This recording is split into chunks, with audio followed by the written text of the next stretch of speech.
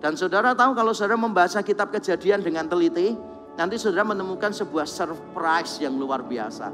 Anak Yakub 12 suku, siapa yang jadi raja? Siapa yang paling dihormati? Yang saudara-saudaranya tunduk kepada dia, yaitu Yusuf. Jadi kita semua pasti jawabnya Yusuf, karena Yusuf kan jadi raja di Mesir kan, orang kedua setelah Firaun. Jadi semua saudaranya tunduk kepada Yusuf. Tapi ternyata kalau saudara baca ya, menarik sekali. Waktu Yakub memberkati setiap anaknya, Yakub berkata kepada Yehuda, bukan Yusuf.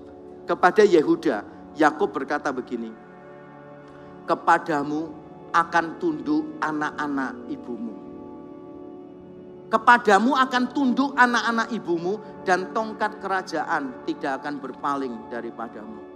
Itu surprise yang luar biasa. Kenapa itu surprise yang luar biasa? Karena kalau saudara membaca Yusuf dan Yehuda, tante-tante ya, ai-ai saya tanya, kalau kita disuruh milih menantu ya, pilih Yusuf atau Yehuda, pilih mana coba?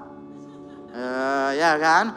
Nah kalau kita mau cari hamba Tuhan nih ya gitu kan, pilih Yusuf atau pilih Yehuda? Yusuf, bener gak sih? Yehuda itu apa peranannya? Gak ada sama sekali peranannya. Tapi justru at the end of the book of Genesis, kita melihat the grace of God itu twisted everything. Justru Yehuda yang akan jadi raja. Kenapa? Karena Tuhan mau ajarkan kepada kita, ini hanya anugerahnya. Kalau Yusuf yang jadi raja, semua orang berkata, oh karena dia jaga kesucian, karena dia menolak istri Potifar, maka dikasih Tuhan yang lebih baik, gitu kan? Bukan loh, tapi Yehuda loh, orang yang berzina dengan menantunya sendiri, bener gak sih? Siapa yang mau sih dengan orang yang semacam ini? Tapi Tuhan mau kok.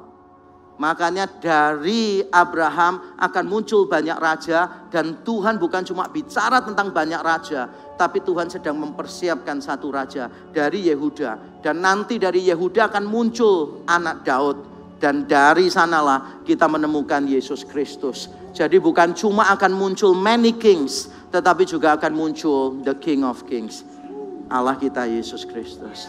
It is amazing, isn't it?